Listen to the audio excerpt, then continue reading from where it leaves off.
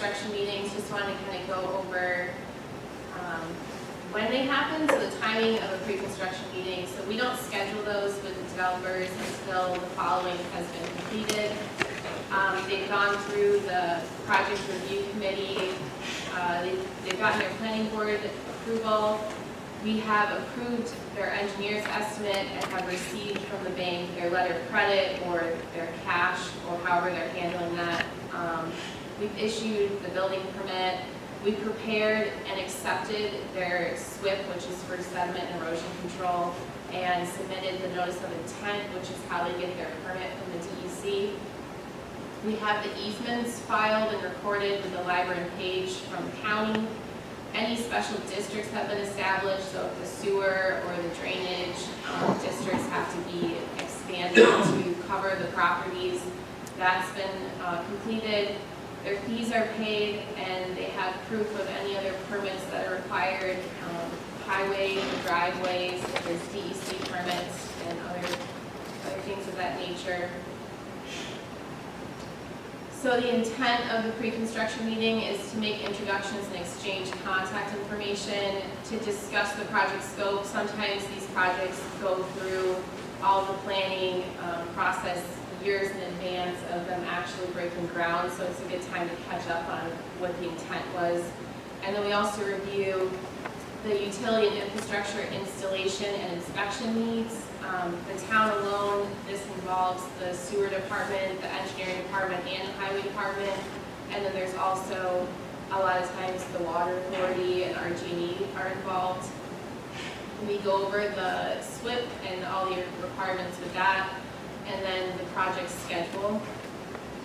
So I've just copied a typical agenda. So we do the introductions, the overview, we review the letter of credit, go through all the utility services that are represented in the room, go over the inspections and the coordination, how much time we need before we can be on site, whether it's a 24-hour notice or 48-hour notice, and who to contact for that. We spend a good amount of time on the MS4 requirements, that's the stormwater requirements. There's a lot of times, a lot of construction projects say that the means and methods and the sequence of construction are up to the contractor, but when you look at the actual stormwater design, there is a set sequence, and it can be kind of cookie cutter from one project to the next. The consultant will put the order of what should happen. But then when the contractor actually gets out there, they want to do it in a different sequence. An example that's happened on a couple projects, a lot of the parcels that are left in the town that are being developed have tributaries or creeks that are going across them, and it will show that the creek isn't being disturbed to get utilities across it, and then you talk to the contractor at the meeting and they plan on open cutting it the first week they're out there. So that's acceptable. Granted, they do the bypass pumping and dam it and restore the creek bed to what it was, but they don't always look at what that sequence could be. They don't want to bore underneath the creek, so it's going through those details to make sure that there's no greater disturbance than necessary, and that if there is disturbance, that they're treating it properly. They're also, if they're doing earthwork, there's supposed to be a trained contractor on site. It's renewed every 3 years. It's training by a DEC representative, so we like to make sure that they have that site person identified. Reminding them that if there's inadequate controls, they only have 24 hours to address them. And I don't know if you guys have been on many construction sites, but they love to throw their lunch and snack wrappers in the excavated holes, so we always like to remind them not to litter on the site. So those are kind of the main points of discussion. And with this discussion at the pre-construction meeting, we've been making it clear that just because you've accomplished all this lead up to the pre-construction meeting and we've done the pre-construction meeting, it's not your ticket to go break ground. So at the end of the meeting, we summarize any action items that were identified. So some of these examples that I have have been recently action items on recent pre-construction meetings.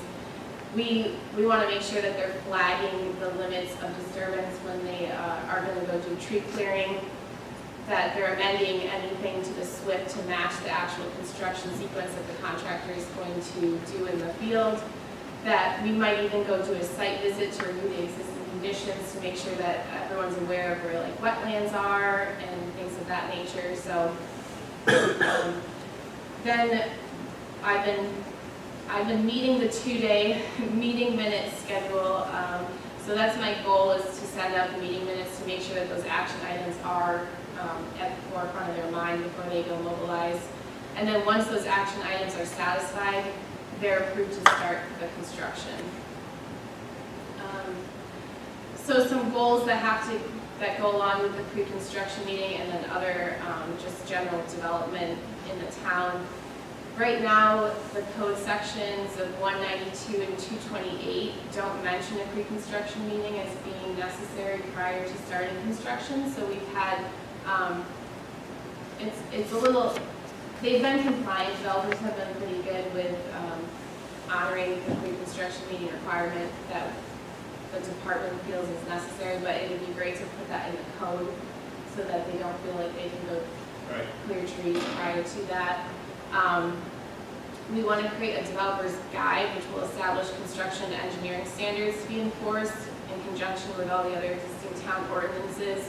I have found a draft developer's guide that has engineering specs and kind of like guidance on letters of credit and other processes that we're currently using. So I need to go through that and see what needs to be updated. But it's a great starting point, and it's like a 45-page Word document. So there's a lot of content there that we can work from. We want to update the existing town details and specifications. The details are like hand-drawn almost, so I think getting a consultant to update the details to what we want them to be isn't a big lift, and can be done fairly quickly, so that's something that I want to look into. Developing inspection reports for the engineering department to file in the IPS system I mentioned earlier. We have, the building department has inspections that get listed in IPS, but the engineering department currently doesn't. So getting those on record is a big goal of mine. Establishing an administrative point of contact for scheduling the engineering inspections, rather than having it go to the individual who's necessarily doing the inspections, just so that there's awareness across the department of what's going on and when these inspections are needed. And then we also are looking to purchase a survey grade piece of equipment that will give us the ability to verify utility and infrastructure elevations in the field. Right now it's really challenging to check that pond elevations are correct, or if inverts on sewers and storm sewers are where they're supposed to be. So this would help us be more diligent in making sure the contractor is giving us the end product that we want. So that is my presentation on pre-construction meetings. I don't know if there's any comments.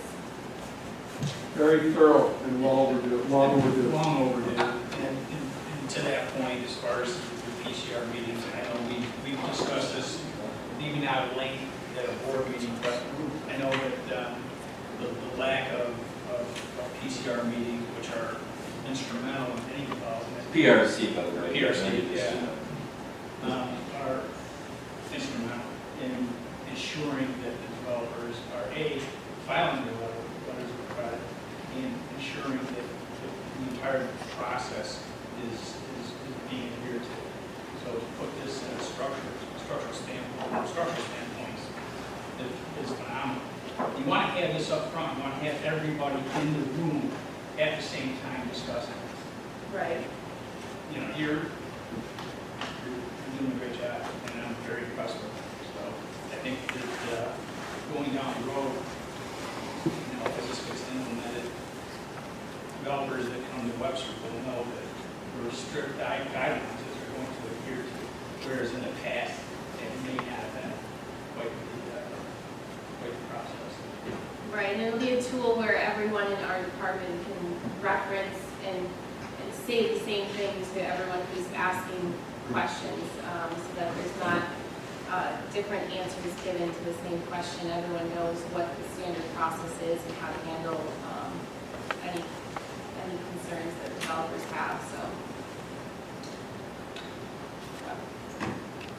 I just say, you know, it's really cool to watch, I don't know if it's the technical term, is Josh and Mary kind of get their mojo of how to, you know, run the department and how they're interacting with Pat Stevens, the new highway superintendent.